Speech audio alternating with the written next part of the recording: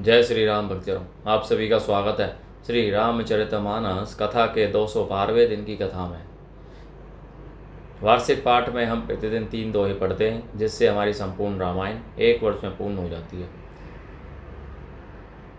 पाठ आरंभ करने से पूर्व हम शिवशंकर भोलेनाथ पार्वती माता को प्रणाम व आह्वान करते हैं कि वे भी हमारे पाठ में सम्मिलित हों और हमें अपना आशीर्वाद प्रदान करें, जिन्होंने सर्वप्रथम श्री राम नाम की रचना की।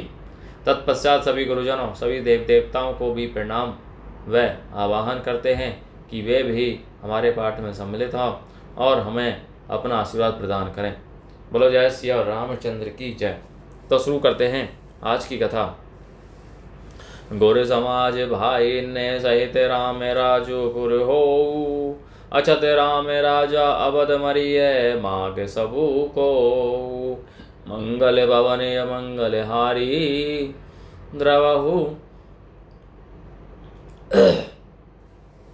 मंगल भवन मंगल हारी द्रवहु सुदशरथ अजय बिहारी।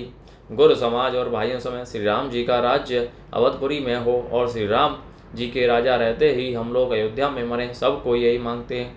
सुनी सने मैं पुरजन बानी, निंद ही जोग बरती मुनि ज्ञानी।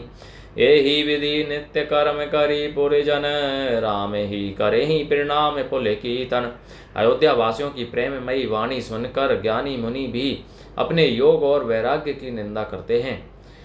अवधवासी इस प्रकार नित्य कर्म करके श्री राम जी को पुलकित शरीर हो प्रणाम करते हैं। ऊंचे नीचे मध्यम नर नारी, लय दर सो निज निज अनुहारी। सावधान सब ही सन्मान ही, सकल सराहत कृपा निधान ही। ऊंच नीच और मध्यम सभी श्रेणी के स्त्री पुरुष अपने अपने भाव के अनुसार श्री राम जी का दर्शन प्राप्त करते हैं। श्री राम जी सावधानी के साथ सबका सम्मान करते हैं और सभी कृपा निधान श्री रामचंद्र जी की सराहना करते हैं। लरी काई ही ते रघुवर बानी, पालत नीति प्रीति पहचानी। सील सकोच सिंधु रघुराई, सुमुख सुलोचन सरल स्वभाव। श्री राम जी की लड़कपन से ही यह बान है कि वे प्रेम को पहचान कर नीति का पालन करते हैं। श्री रघुनाथ जी सील और संकोच के समुद्र हैं। वे सुंदर मुख के या सबके अनुकूल रहने वाले, सुंदर नेत्र वाले या सबको कृपा और प्रेम की दृष्टि से देखने वाले और सरल स्वभाव हैं। कहते राम गुण गण अनुरागे, सब निज भाग सराहने लागे। हम समय पुण्य पुंज जग थोरे, जिन हई रामो जानत करि मोरे।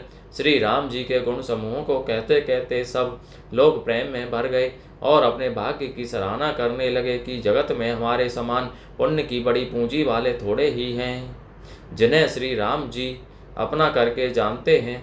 ये मेरे हैं ऐसा जानते हैं। जनक जी का पहुंचना, कोल के रात की भेंट, सबका परस्पर मिलाप। प्रेम मगन ते ही समय सब सुनी, आवत मिथिलेशु सहित सभा संभ्रम।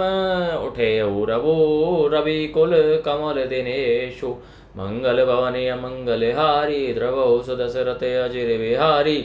उस समय सब लोग प्रेम में मग्न हैं। इतने में ही मिथिलापति जनक जी को आते हुए सुनकर सूर्य कुल रूपी कमल के सूर्य श्री राम चंद्र जी सभा सहित आदर पूर्वक जल्दी से उठ खड़े हुए। भाई सचिव गुरु पुरजन साथा, आगे गबिनु कीने रघुनाथा। गिरिवरु दीख जनकपति जब ही, करी प्रणामो रथ त्यागे तब ही। भाई मंत्री गुरु और पुरवासियों को साथ लेकर श्री रघुनाथ जी आगे जनक जी की अगवानी में चले। जनक जी ने ज्यों ही पर्वत श्रेष्ठ काम मदनाथ को देखा, त्यों ही प्रणाम करके उन्होंने रथ छोड़ दिया, पैदल चलना शुरू कर दिया। राम दरस लालिसा उछाहु, पथ श्रम लेसु कलेसु निकाहु। मन तहे जहे रघुवर वैदेही, बिनु मन तन दुख सुख सुधी के ही। श्री राम जी के दर्शन की लालसा और उत्साह के कारण किसी को रास्ते की थकावट और क्लेश जरा भी नहीं है। मन तो वहाँ है जहाँ श्री राम जी और जानकी जी हैं। बिना मन के शरीर के सुख दुख की सुध किसको हो। आवत जन को चले ही भांति सहित समाज प्रेम मति माति। आए निकट दे की अनुरागे सादर मिलन परस पर लागे। जनक जी इस प्रकार चले आ रहे हैं। समाज सहित उनकी बुद्धि प्रेम में मतवाली हो रही है। निकट आए देख कर सब प्रेम में भर गए और आदर पूर्वक आपस में मिलने लगे जनक मुनि जन पद बंदन। ऋषि ने प्रणामों की ने रघुनंदन। भाई ने सहित राम मिली राज ही चले लवाई समेत समाज ही।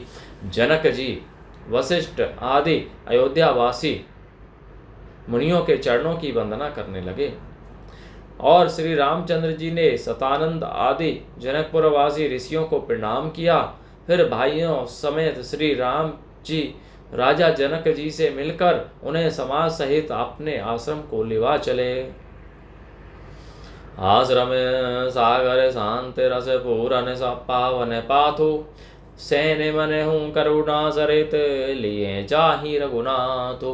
मंगल भवन मंगल हारी द्रवौ सदशरथ अजय रे बिहारी। श्री राम जी का आश्रम शांत रस रूपी पवित्र जल से परिपूर्ण समुद्र है। जनक जी की सेना अर्थात समाज मानो करुणा रस की नदी है, जिसे श्री रघुनाथ जी उस आश्रम रूपी शांत रस के समुद्र में मिलाने के लिए जा रहे हैं। बोरिति ज्ञान वैराग करारे वचन से शोक मिलत न देनारे। सोच उबो सास समीर तरंगा धीरज तट तरोवर करे भंगा। यह करुणा की नदी इतनी बड़ी हुई है कि ज्ञान वैराग्य रूपी किनारों को डुबाती जाती है। शोक भरे वचन नद और नाले हैं जो इस नदी में मिलते हैं, और सोच की लंबी सांसें अर्थात आहें ही वायु के झकोरों से उठने वाली तरंगे हैं, जो धैर्य रूपी किनारे के उत्तम वृक्षों को तोड़ रही है।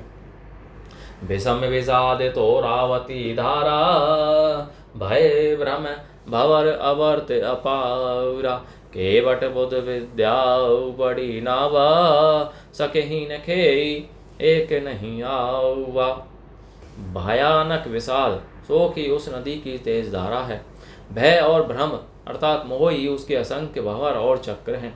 विद्वान मल्लाह हैं, विद्या ही बड़ी नाव है, परंतु वे उसे खे नहीं सकते, उस विद्या का उपयोग नहीं कर सकते हैं। किसी को उसकी अटकल ही नहीं है। बनचर कोल के रात विचारे थके बिलो की पथक ही हार। आश्रम उददी मिली जब जाई मन उठे अम्बुदी अकुलाई।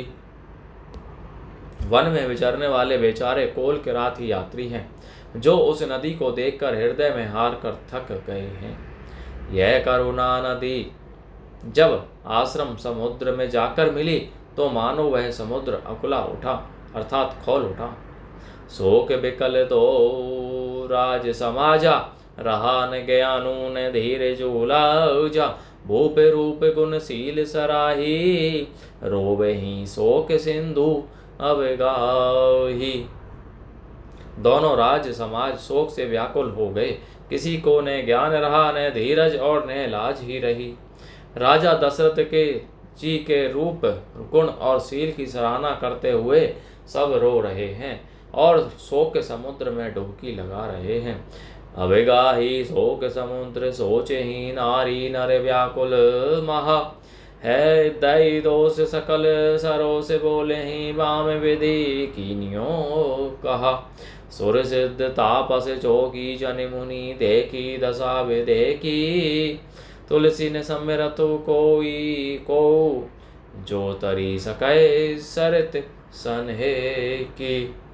शोक समुद्र में डुबकी लगाते हुए सभी स्त्री पुरुष महान व्याकुल होकर सोच अर्थात चिंता कर रहे हैं। वे सब विधाता को दोष देते हुए क्रोध युक्त होकर कह रहे हैं कि प्रतिकूल विधाता ने यह क्या किया। तुलसीदास जी कहते हैं कि देवता सिद्ध तपस्वी योगी और मुनि गणों में कोई भी समर्थ नहीं है जो उस समय विधेय अर्थात जनक राज की दशा देखकर प्रेम की नदी को पार कर सके, अर्थात प्रेम में मग्न हुए बिना रह सके। कि ये अमित उपदेश जहीं तहीं लोगन ने मुनि भरन है, धीरे जू धरिय नरेश कहे वशिष्ठ विदेशन। मंगल भवनीय मंगलहारी द्रवौ सुदशरथ अजय रे बिहारी। जहाँ तहाँ श्रेष्ठ मुनियों ने लोगों को अपरिमित उपदेश दिए और वशिष्ठ जी ने विधेय अर्थात जनक जी से कहा, हे राजन, आप धैर्य धारण कीजिए। बोलो जय श्री रामचंद्र की जय। तो भक्तजनों, आज की कथा का विराम यहीं पर होता है। बोलो जय श्री शंकर भोलेनाथ, जय पार्वती माता की जय। सभी गुरुजनों, सभी देव देवताओं की जय। जय श्री राम। तो आप सभी से अनुरोध है कि रामायण पाठ के इस पाठ को अपने बंधु बांधवों, मित्रजनों, सगे संबंधियों को पढ़ने के लिए कहें। साथ ही साथ अपने बड़े बूढ़ों को पढ़ाएं, जिससे वे अपने जीवन को सफल कर सकें।